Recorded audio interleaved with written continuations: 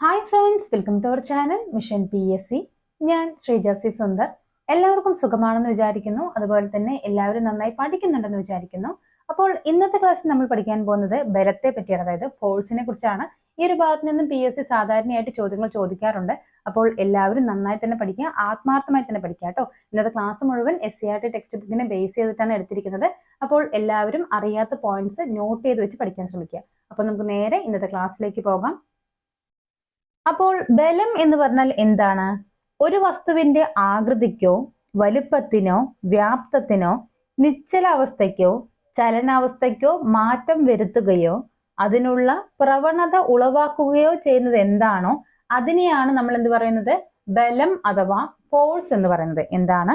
ഒരു വസ്തുവിന്റെ ആകൃതിക്കോ വലുപ്പത്തിനോ വ്യാപ്തത്തിനോ നിശ്ചലാവസ്ഥയ്ക്കോ ചലനാവസ്ഥയ്ക്കോ മാറ്റം വരുത്തുകയോ അതിനുള്ള പ്രവണത ഉളവാക്കുകയോ ചെയ്യുന്നത് എന്താണോ അതിനെയാണ് നമ്മൾ എന്ത് പറയുന്നത്? ബലം എന്ന് പറയുന്നത്. ഇനി ബലത്തിന്റെ SI യൂണിറ്റ് എന്താണ്? ന്യൂട്ടൺ ആണ്. എന്താണ്? ന്യൂട്ടൺ ആണ്. ബലത്തിന്റെ SI യൂണിറ്റ് ഒരുപാട് തവണ ചോദിച്ചിട്ടുണ്ട്. എന്താണ്? ന്യൂട്ടൺ ആണ്.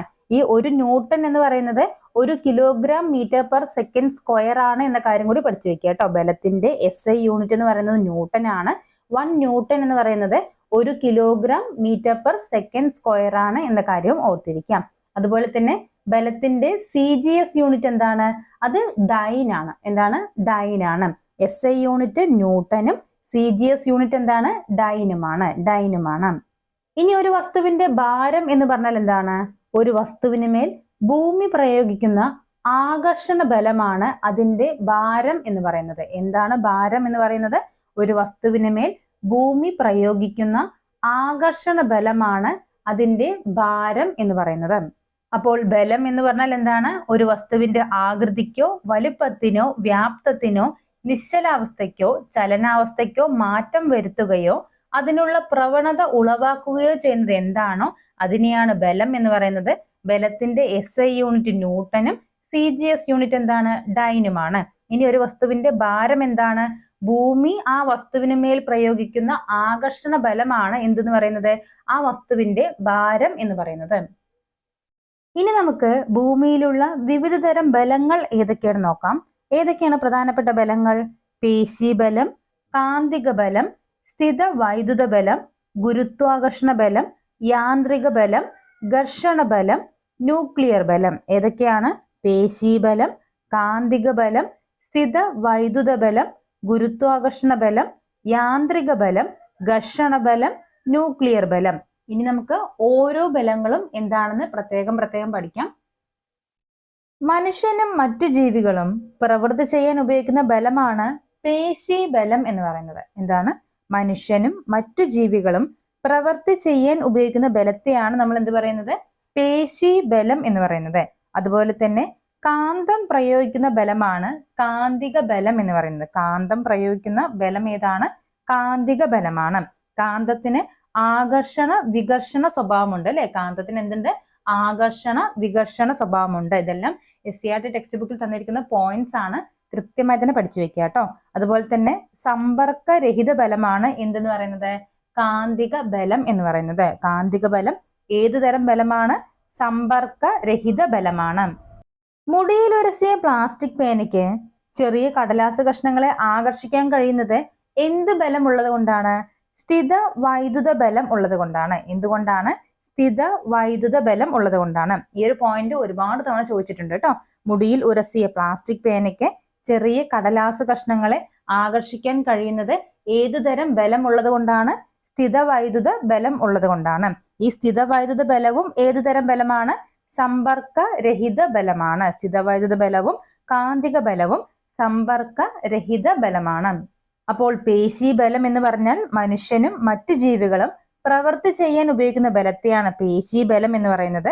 കാന്തം പ്രയോഗിക്കുന്ന ബലമാണ് കാന്തിക ബലം എന്ന് പറയുന്നത്. ഈ കാന്തത്തിന് ആകർഷണ വികർഷണ സ്വഭാവമുണ്ട്. ഈ കാന്തിക ബലം എന്ന് പറയുന്നത് സമ്പർക്കരഹിത ബലമാണ് അല്ലെ?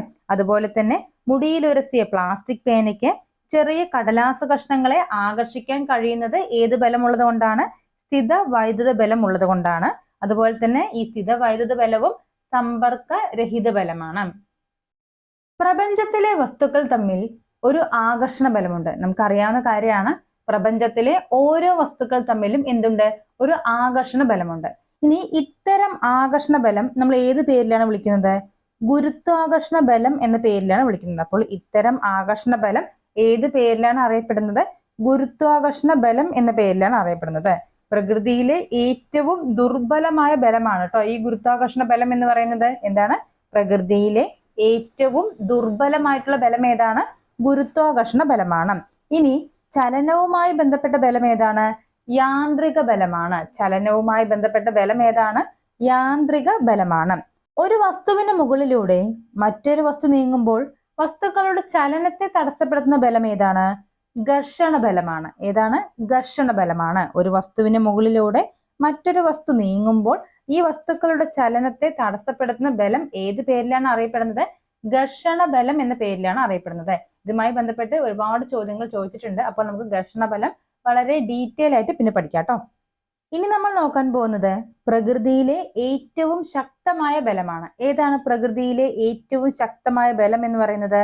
ന്യൂക്ലിയർ ബലമാണ്. ഏതാണ്? ന്യൂക്ലിയർ ബലമാണ്. അപ്പോൾ ഏറ്റവും ദുർബലമായ ബലം എന്ന് പറയുന്നത് ഗുരുത്വാകർഷണ ബലമാണ്. ഏറ്റവും ശക്തമായ ബലം ഏതാണ്? ന്യൂക്ലിയർ ബലമാണ്. അപ്പോൾ ഗുരുത്വാകർഷണ ബലം എന്ന് പറഞ്ഞാൽ എന്താണ്? പ്രപഞ്ചത്തിലെ വസ്തുക്കൾ തമ്മിൽ ഉണ്ടാകുന്ന ആ ഒരു ആകർഷണ ബലത്തെയാണ് ഭൂഗുരുത്വാകർഷണ ബലം എന്ന് പറയുന്നത്. ഇനി ചലനവുമായി ബന്ധപ്പെട്ട ബലമാണ് യാന്ത്രിക ബലം എന്ന് പറയുന്നത്. ഘർഷണ ബലം എന്താണ്? ഒരു വസ്തുവിന് മുകളിലൂടെ മറ്റൊരു വസ്തു നീങ്ങുമ്പോൾ വസ്തുക്കളുടെ ചലനത്തെ തടസ്സപ്പെടുത്തുന്ന ബലമാണ് എന്ത് പറയുന്നത്? ഘർഷണ ബലം എന്ന് പറയുന്നത്. ഇനി പ്രകൃതിയിലെ ഏറ്റവും ശക്തമായ ബലം ഏതാണ്? ന്യൂക്ലിയർ ബലമാണ്. ഇനി ഘർഷണ ബലം എന്താണ്? ഒരു പ്രതലം മറ്റൊരു പ്രതലത്തിലൂടെ ചലിക്കുമ്പോഴോ ചലിക്കാൻ ശ്രമിക്കുമ്പോഴോ അവയുടെ ആപേക്ഷിക ചലനത്തെ എതിർക്കുന്ന തരത്തിൽ അവയ്ക്കിടയിൽ പ്രതലത്തെ സമാന്തരമായി ഒരു ബലം അനുഭവപ്പെടുന്നുണ്ട് അല്ലെ? ഈ ഒരു ബലത്തെയാണ് നമ്മൾ എന്ത് പറയുന്നത്? ഘർഷണ ബലം എന്ന് പറയുന്നത്. എന്താണ്? ഒരു പ്രതലം മറ്റൊരു പ്രതലത്തിലൂടെ ചലിക്കുമ്പോഴോ ചലിക്കാൻ ശ്രമിക്കുമ്പോഴോ അവയുടെ ആപേക്ഷിക ചലനത്തെ എതിർക്കുന്ന തരത്തിൽ അവയ്ക്കിടയിൽ പ്രതലത്തിന് സമാന്തരമായി അനുഭവപ്പെടുന്ന ബലത്തെയാണ് നമ്മൾ എന്ത് പറയുന്നത്? ഘർഷണ ബലം എന്ന് പറയുന്നത്. ഈ ഘർഷണ ബലം ഒരു സമ്പർക്ക ബലമാണ് കേട്ടോ. ഘർഷണ ബലം എന്ന് പറയുന്നത് ഏത് തരത്തിലുള്ള ബലമാണ്? ഒരു സമ്പർക്ക ബലമാണ്. ഈ ഘർഷണ ബലവുമായി ബന്ധപ്പെട്ട് പഠിക്കുന്ന സമയത്ത് നമ്മൾ തീർച്ചയായിട്ടും അറിഞ്ഞിരിക്കേണ്ട ഒരു പോയിന്റ് ആണ്, ഉരുളൽ ഘർഷണം നിരങ്ങൽ ഘർഷണത്തെക്കാൾ കുറവായിരിക്കും. എന്താണ്? ഉരുളൽ ഘർഷണം നിരങ്ങൽ ഘർഷണത്തെക്കാൾ കുറവായിരിക്കും. അതായത് ഒരു വസ്തുവിന് മേൽ മറ്റൊരു വസ്തു ഉരുണ്ടു പോകുന്ന സമയത്ത് അല്ലെ, ഒരു വസ്തുവിന് മേൽ മറ്റൊരു വസ്തു ഉരുണ്ടു പോകുന്ന സമയത്ത് എന്തായിരിക്കും? ഘർഷണം കുറവായിരിക്കും. എന്നാൽ ഒരു വസ്തുവിന് മേൽ മറ്റൊരു വസ്തു നിരങ്ങി പോകുന്ന സമയത്ത് എന്തായിരിക്കും? ഘർഷണം കൂടുതലായിരിക്കും കേട്ടോ. ഈ ഒരു പോയിന്റ് കൃത്യമായിട്ട് പഠിച്ചു വെക്കുക. ഉരുളൽ ഘർഷണം നിരങ്ങൽ ഘർഷണത്തെക്കാൾ കുറവായിരിക്കും. അങ്ങനെയെങ്കിൽ ബോൾ ബെയറിംഗിലുള്ള ഘർഷണം ഏത് തരം ഘർഷണത്തിന് ഉദാഹരണമാണ്? ഉരുളൽ ഘർഷണത്തിന് ഉദാഹരണമാണ്. എന്താണ്? ഉരുളൽ ഘർഷണത്തിന് ഉദാഹരണമാണ്. അപ്പോൾ ഘർഷണ ബലം എന്ന് പറഞ്ഞാൽ എന്താണ്? ഒരു പ്രതലം മറ്റൊരു പ്രതലത്തിലൂടെ ചലിക്കുന്ന സമയത്ത് ഈ രണ്ട് പ്രതലത്തിനിടയിലും എന്തുണ്ടാകുന്നുണ്ട്? ഒരു ബലം അനുഭവപ്പെടാറുണ്ട് അല്ലെ? ആ ഒരു ബലത്തെയാണ് നമ്മൾ എന്ത് പറയുന്നത്? ഘർഷണ ബലം എന്ന് പറയുന്നത്. ഇത് ഏത് തരം ബലമാണ്? സമ്പർക്ക ബലമാണ് അല്ലെ? ഘർഷണ ബലം എന്ന് പറയുന്നത് ഒരു സമ്പർക്ക ബലമാണ്. അതുപോലെ തന്നെ ഉരുളൽ ഘർഷണം എന്ന് പറയുന്നത് നിരങ്ങൽ ഘർഷണത്തെക്കാൾ കുറവായിരിക്കും. ഈ ഉരുളൽ ഘർഷണത്തിനുള്ള ഒരു ഉദാഹരണമാണ് ബോൾ ബെയറിംഗിലുള്ള ഘർഷണം. എന്താണ്? ബോൾ ബെയറിംഗിലുള്ള ഘർഷണം ഏത് ഘർഷണത്തിനുള്ള ഉദാഹരണമാണ്? ഉരുളൽ ഘർഷണത്തിന് ഉദാഹരണമാണ്. ഇനി നമ്മൾ അറിഞ്ഞിരിക്കേണ്ട ഒരു പോയിന്റ് ആണ് സ്നേഹകങ്ങൾ എന്ന് പറയുന്നത്. എന്താണ് സ്നേഹകങ്ങൾ എന്ന് പറയുന്നത്? ഘർഷണം കുറയ്ക്കാൻ വേണ്ടി ഉപയോഗിക്കുന്ന വസ്തുക്കളാണ്. എന്താണ്? ഘർഷണം കുറയ്ക്കാൻ വേണ്ടി ഉപയോഗിക്കുന്ന വസ്തുക്കളെയാണ് നമ്മൾ എന്ത് പറയുന്നത്?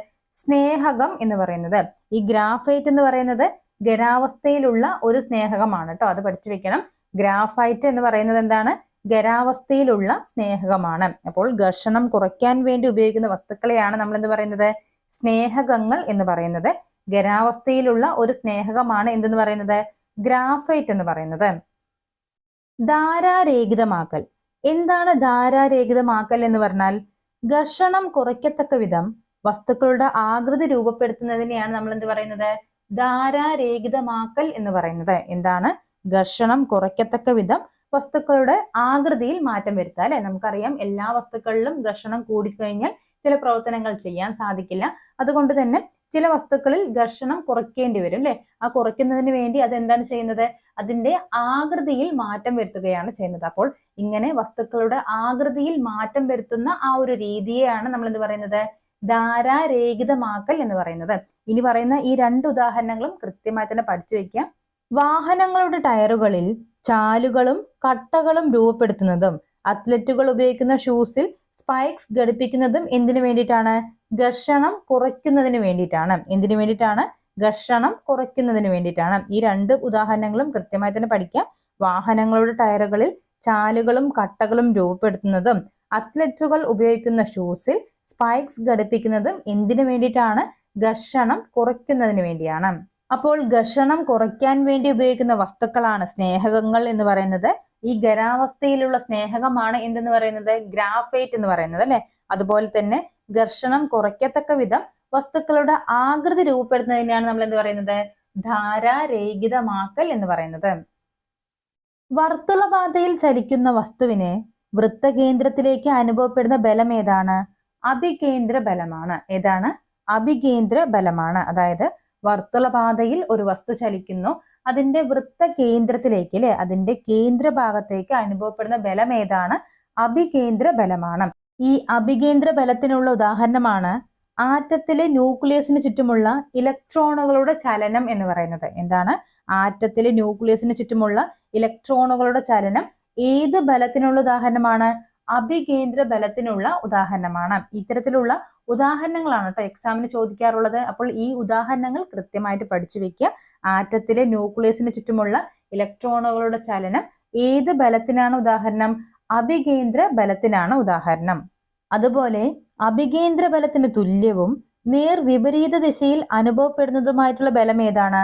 അപകേന്ദ്ര ബലമാണ്. ഏതാണ്? അപകേന്ദ്ര ബലമാണ്.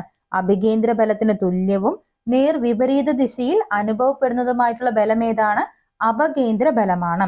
ഈ അപകേന്ദ്ര ബലം വസ്തുക്കളെ വൃത്തകേന്ദ്രത്തിൽ നിന്നും ദൂരേക്ക് വലിക്കുകയാണ് ചെയ്യുന്നത്. എന്താണ്? അപകേന്ദ്ര ബലം വസ്തുക്കളെ വൃത്തത്തിന്റെ കേന്ദ്രത്തിൽ നിന്നും ദൂരേക്ക് വലിക്കുന്നു. അപ്പോൾ അഭികേന്ദ്ര ബലം വസ്തുക്കളെ വൃത്തകേന്ദ്രത്തിലേക്ക് വലിക്കുമ്പോൾ അപകേന്ദ്ര ബലം എന്താണ് ചെയ്യുന്നത്? വൃത്തകേന്ദ്രത്തിൽ നിന്നും ദൂരേക്ക് വലിക്കുകയാണ് ചെയ്യുന്നത് അല്ലെ. വൃത്തകേന്ദ്രത്തിൽ നിന്നും ദൂരേക്ക് വലിക്കുകയാണ് ചെയ്യുന്നത്. അപ്പോൾ ഇന്നത്തെ ക്ലാസ്സിൽ പറഞ്ഞ എല്ലാ പോയിന്റ്സും നിങ്ങൾക്ക് കൃത്യമായിട്ട് മനസ്സിലായി എന്ന് വിചാരിക്കുന്നു. എല്ലാവരും നന്നായി തന്നെ പഠിക്കുക, ആത്മാർത്ഥമായി തന്നെ പഠിക്കുക കേട്ടോ. മറ്റൊരു ടോപ്പിക്കുമായിട്ട് നമുക്ക് അടുത്ത ക്ലാസ്സിൽ കാണാം. നമ്മുടെ വീഡിയോസ് ഒക്കെ ഇഷ്ടമാവുന്നുണ്ടെങ്കിൽ തീർച്ചയായിട്ടും ലൈക്ക് ചെയ്യുക, ഷെയർ ചെയ്യുക, സബ്സ്ക്രൈബ് ചെയ്യുക.